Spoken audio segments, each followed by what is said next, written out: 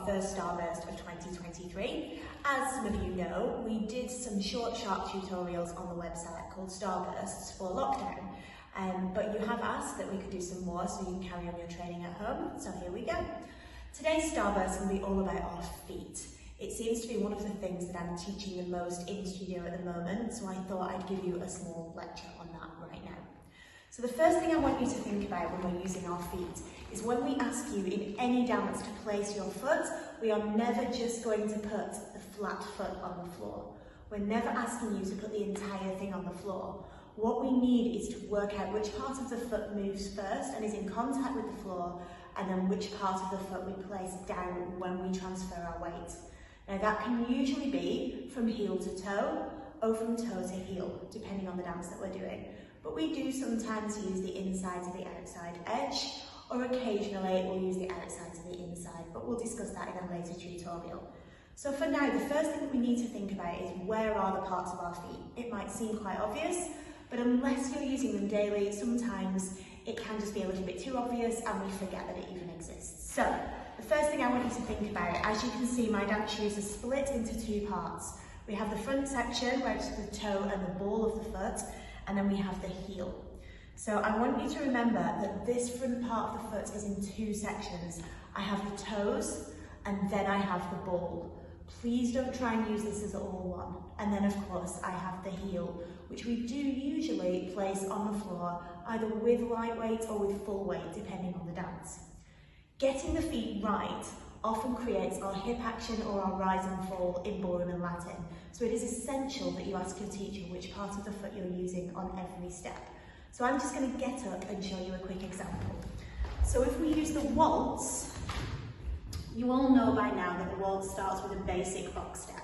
I'm going to take the leader steps and I'll stand side on. If I just do my leader steps like this, flat foot, flat foot, flat foot, flat foot, flat foot, flat foot, I'm going to get a very ploddy action. Okay, it's going to look heavy and clumpy and not that advanced.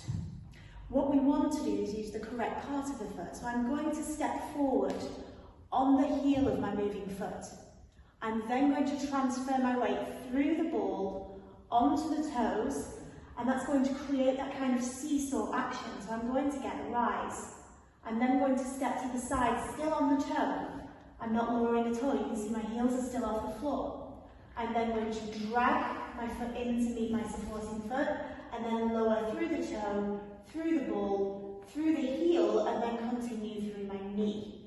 So I get a lower. So in my waltz, I have that lovely rise and fall. I lower through my knee before I set off. I go through the correct parts of my foot to allow me to rise.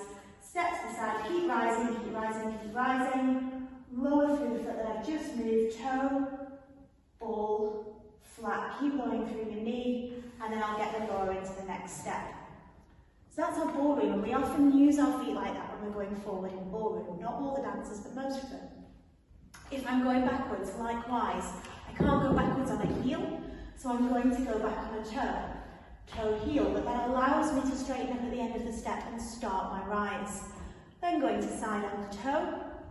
See how that makes me tip? I've already done half of my waltz sway. I'm going to push up through that supporting leg, higher, higher, higher, lower, through the toe, through the heel, and so on and so forth. So I know I've used waltz today, but ask me in studio, we can use that in many other dances also. Just a quick reference on how that works in Latin. If we take the cha-cha-cha for example, again, if I use a flat foot and I do a basic cha-cha-cha, we get this kind of penguin action, which nobody wants. We don't want that action. We want to use the correct parts of the feet. So Latin is very different. I lead with my knee. So my toe is going to come forward first. See how I keep my toe on the floor?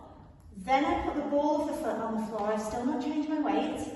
And then I push through onto my heel. So all of my weight is on the heel of my supporting foot.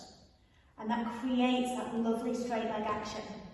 Depending on the next manoeuvre, depends on how much weight I transfer. I'm going to rock back through the toe, through the ball, through the heel, and then I'm going to do my basic cha-cha, which is ball, heel, ball, heel, ball, heel. See how that creates a lovely hip action? I'm not talking about legs yet, I'm not talking about frame or posture, we're just simply talking about feet.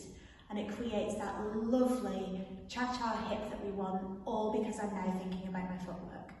So that's just a short tutorial for you to try at home.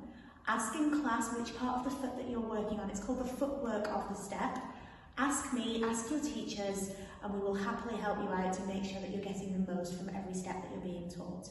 If you have any questions, as always, either drop Example Dance Academy a message or ask me the next time I see you in class. Have fun practicing.